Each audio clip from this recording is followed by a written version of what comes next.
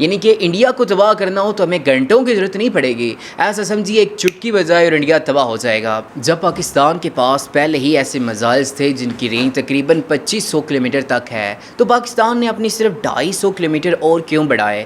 بسم اللہ الرحمن الرحیم۔ السلام علیکم ناظرین محترم، آج کی اس ویڈیو میں ہم بات کریں گے شاہین 3 میزائل کے بارے میں۔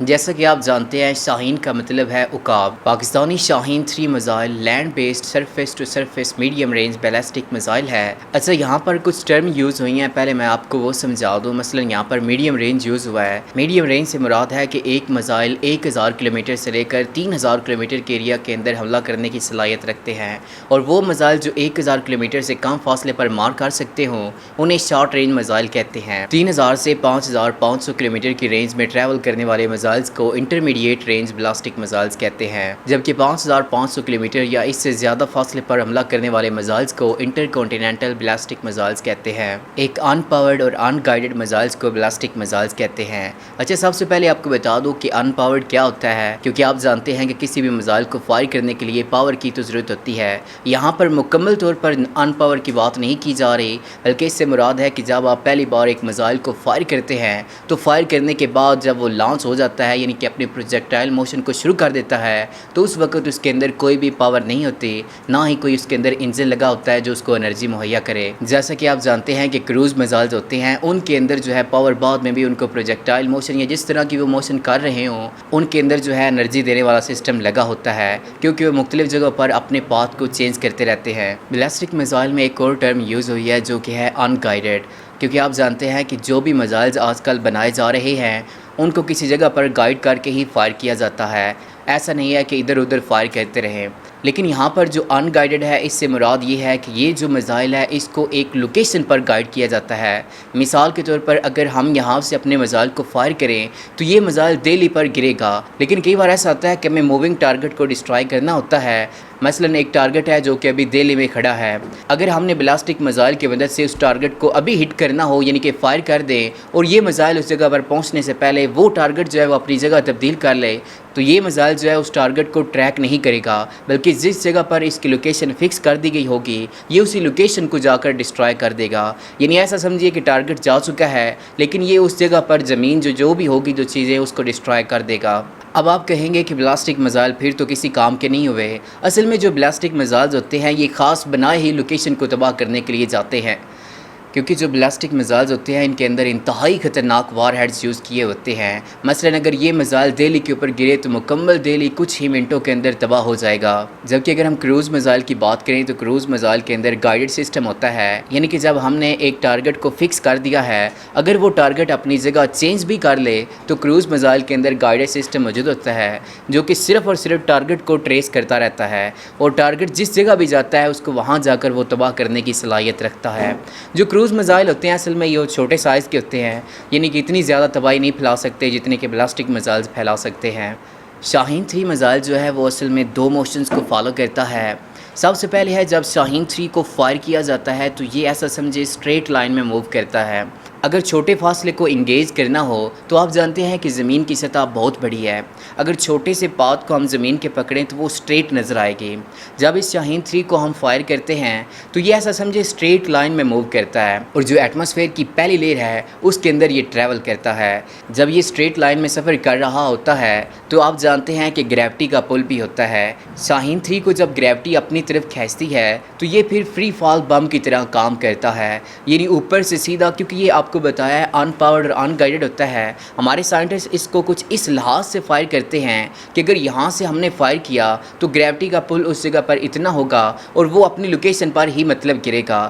مطلب ایسا سمجھے کہ اگر ہم نے یہاں سے دہلی پر اس کو ایک خاص جگہ پر اس کو فائر کیا ہے تو کچھ تھوڑا بہت ادھر ادھر ہو جائے گا، یعنی 1 کلومیٹر یا 2 کلومیٹر ادھر ادھر گر جائے گا، لیکن اس کی تباہی اتنی بڑے پیمانے پر ہوگی کہ اس 1 کلومیٹر کا فرق نہیں پڑے گا۔ ناظرین محترم، شاہین 3 کا پہلا فیز جو ہوتا ہے وہ بوسٹ فیز ہوتا ہے۔ اس کے اندر اس میں راکٹ کو فائر کر کے اس کو لانچ کیا جاتا ہے، اور یہ فیز تقریباً 3 سے 4 منٹ کا ہوتا ہے۔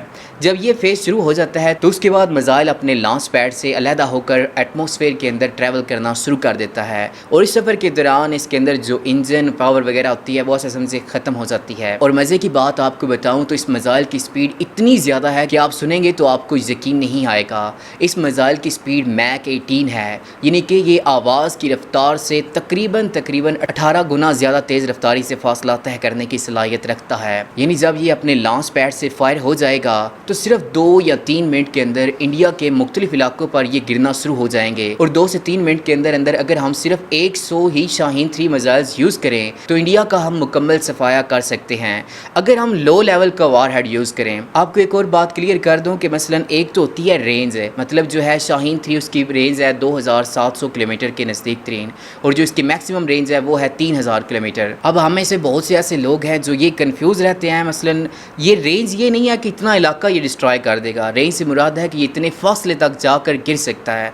बाकी जो है ये कितनी डिस्ट्रक्शन फैला सकता है वो इसके अंदर यूज़ होने वाले वार हेड्स के ऊपर है। मसलन इसके अंदर HE और NE वार हेड्स यूज़ किए गए हैं जो कि नीचे गिरते ही छोटी छोटी पार्टिकल्स में तकसीम होकर इंतहाई बड़े पैमाने की जो है ना तबाही फैला सकते हैं। इस मिसाइल के अंदर जैसा कि आपको मालूम होगा कि कन्वेंशनल और न्यूक्लियर दोनों तरह के वार हेड्स यूज़ किए गए हैं और ये इतने ज़्यादा ताकतवर हैं कि इंडिया के अगर किसी भी इलाके पर गिर जाए तो उनको तबाह बर्बाद करने की सलाहियत रखते हैं। बाकी यहाँ पर एक और बात मैं आपको क्लियर कर दूँ कि पाकिस्तान के पास पहले भी तकरीबन अबाबील और गौरी मिसाइल थे जो कि इंडिया के किसी भी इलाके को टारगेट में रख सकते थे। जब पाकिस्तान के पास पहले ही ऐसे मिसाइल्स थे जिनकी रेंज तकरीबन 2500 किलोमीटर तक है तो पाकिस्तान ने अपनी सिर्फ 250 किलोमीटर और क्यों बढ़ाए। इसके पीछे एक ख़ास वजह यह है कि ISI की एक रिपोर्ट लीक हुई है जिसमें यह मालूम हुआ है कि इंडिया सेकंड स्ट्राइक की तैयारी कर रहा है। दोस्तों आपको बता दो कि सेकंड स्ट्राइक से मुराद ये है कि अगर इंडिया मुकम्मल तबाह भी हो जाए तो एक ऐसी जगह पर अपना जो लैब बना रहे थे कि इंडिया मुकम्मल तबाह होने के बाद भी वो वहाँ से अपने मिसाइल्स को लॉन्च करके पाकिस्तान पर हमला कर सकें। इस मकसद के लिए इंडिया अपने एक यूनियन टेरेटरी में मौजूद एक आइलैंड निकोबार अंडमान को यूज़ कर रहा था। असल में ये इलाका जो है ये इंडियन नेवी के कंट्रोल में है क्योंकि इंडियन नेवी अपने ज़्यादातर जो ऑपरेशन कर रही है वो वहाँ से ही कंट्रोल किए जा रहे हैं। जब ये बात ISI तक पहुंची तो ISI ने ये देखा कि हमारी रेंज कहाँ तक है तो हमारे पास जो भी मिसाइल्स थे वो 2500 किलोमीटर इसके इर्द गिर्द थे, लेकिन ये इलाका लाहौर से तकरीबन 2800 किलोमीटर के फासले पर है, यानी हमारा जो मिसाइल है इसकी रेंज से थोड़ा कम था। तो फिर पाकिस्तान ने उस इलाके को टारगेट लगाने के लिए ये शाहीन 3 मिसाइल बनाया और अल्हम्दुलिल्लाह शाहीन 3 मिसाइल बनने के बाद अब इंडिया का कोई एक ऐसा इलाका भी नहीं है जो हमारी पहुँच से दूर हो, यानी इंडिया के हर इलाके को हम तबाह करने की सलाहियत रखते हैं। मैं फिर अपनी दोनों कंपनीज जैसा कि आप जानते हैं कि नेस्कॉम और स्पार्को ने मिलकर इस मिसाइल को बनाया है। इस मिसाइल से पहले शाहीन 1 और शाहीन 2 को भी इन्हीं ही कंपनीज ने बनाया था। अच्छा ये एक ऐसा मिसाइल है जो रेंज के लिहाज से इतना बड़ा नहीं है जितने कि इंडिया के पास मौजूद हैं। मसलन अग्नि 5 और अग्नि 4 की रेंज बहुत ज़्यादा है जो कि मतलब एक ऐसा समझे कि मुकम्मल एशिया को तबाह करने की सलाहियत रखते हैं। अब जो फिर मैं बात कर रहा हूँ कि एशिया को तबाह करने का, इससे मुराद ये है कि रेंज उनकी है और दूसरा यह है कि उनके पास अब इतनी क्वांटिटी में मिसाइल्स मौजूद हैं कि वो मुख्तलिफ जगहों पर एशिया में फेंके तो ऐसा समझिए कि मुकम्मल एशिया को वो तबाह कर सकते हैं। लेकिन इंडिया ऐसा करेगा नहीं क्योंकि हमें मिसाइल्स वो चाहिए जो इंडिया को तबाह कर सके और इसराइल को तबाह कर सके।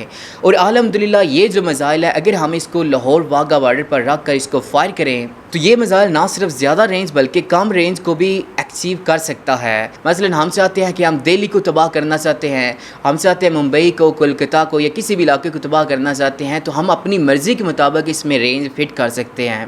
क्योंकि जैसे कि मैंने आपको बताया है कि ये मेन बात जो है ग्रेविटी पुल के ऊपर है। अगर हमारी प्रोजेक्टाइल मोशन के दौरान ग्रेविटी पुल जितना ज़्यादा होगा उतना ही ठीक एक तो निशाने पर जाकर गिरेगा और दूसरा है कि उतनी ही कम रेंज के अंदर भी हम ये मिसाइल्स गिरा सकते हैं। और मज़े की बात है कि इसमें इंतहाई जदीद तरीन गाइडेंस सिस्टम को यूज़ किया गया है जो कि इनर्शियल गाइडेंस है।